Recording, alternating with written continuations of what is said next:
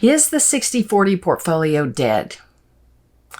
Now, that's a headline I've seen many times over the last few years. And I have to agree that the 60/40 portfolio does not support today's retirees the way that we thought it would or the way it was intended to.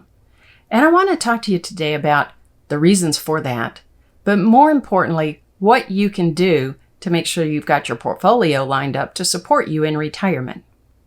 Now, if we haven't met, my name is Liz Whittaberry, and I'm the founder of Best Path Advisors here in Colleyville, Texas.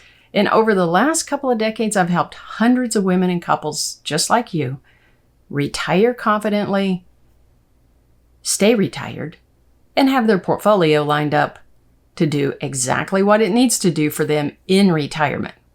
And that's the important part that we want to talk about today. So what is the 60/40 portfolio? The 60/40 portfolio is just a name for a portfolio that's invested 60% in equities and 40% in fixed income. Now, the equities could be the S&P 500, the stock market in general. And the fixed income could be the aggregate bond index, so the U.S. bond market in general. So 60% of the stock market, 40% of the bond market, and that's the portfolio. Now, it was thought that the bonds in that portfolio would stabilize the portfolio so that when the stock market piece was volatile, that there would be some stability in the portfolio. And that is the reason it's not really working, because what we found is over time, the bonds market has been volatile as well. The bonds go up and down, and they tend to go up and down during periods of market stress. When the market is volatile, then they can become volatile as well.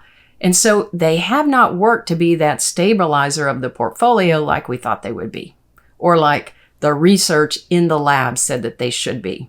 In real life, that's not how it worked. As we enter periods of higher stress, they become more correlated, meaning they're moving more in the same direction at the same time when they're supposed to be moving in opposite directions.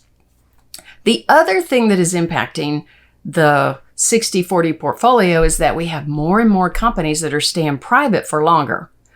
There's less public investment opportunity and more private investment opportunity as a percentage as compared to years ago when a lot of the analysis and studies were put together. And so these two things are impacting the way that the 60/40 portfolio works for retirees. So what can you do to make sure that you have the right portfolio for you and you're not in a portfolio that's going to become everything volatile when you don't want it to be? The first thing to do is look at your plan, have a plan, know which cash flow you're going to need over all of the different periods of time, and then build a bucket plan. You want to have investments that are very conservative, that are going to support those first 5 years of income needs. Investments that are a little more aggressive, not aggressive, but not quite as conservative as the first bucket. And that supports the middle spending years, the next 5 years. And then investments that are aggressive, that are volatile, that are going to support beyond 10 years. And by building this bucket plan, you can have the right types of investments to do the right job, whether that is to give you stable income or in the long term, give you growth to stay up with inflation. Having the right investment mix makes sure that each of those jobs are being met. Now, when you then think about how should this 60 and 40 or, whatever your percentage comes up with, what if you need 70% in equities? What if you need only 50% in equities? Whatever it turns out to be for your specific situation, how do you then invest the different pieces? So for the very conservative, you could have money markets, you could have very, very short-term bonds, you could have CDs, all kinds of things that are very, very stable. Then when you get into the middle bucket, you're going to want some things that are not as stable, but still have low volatility. And you can look at some different types of bonds. You could look at some structured products. There are structured products that are principal protected notes that would not be as conservative as the first bucket, but not as aggressive as the long-term bucket.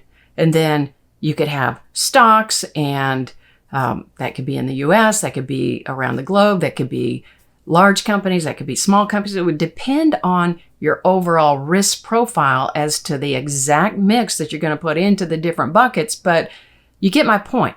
You look at each bucket and decide what's going to fit that bucket. What's going to do the type of job that I need the money in that bucket to do.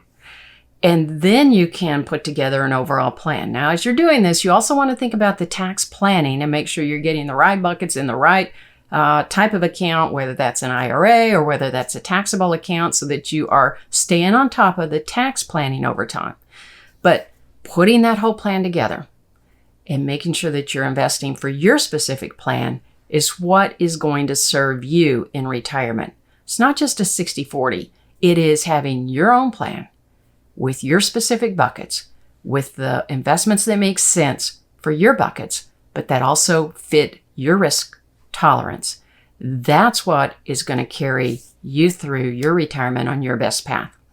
Now, if you have any questions or you need some feedback on that, feel free to shoot me an email. I'd be happy to respond. Look forward to seeing you on the next video. And I wish you the very best in your retirement.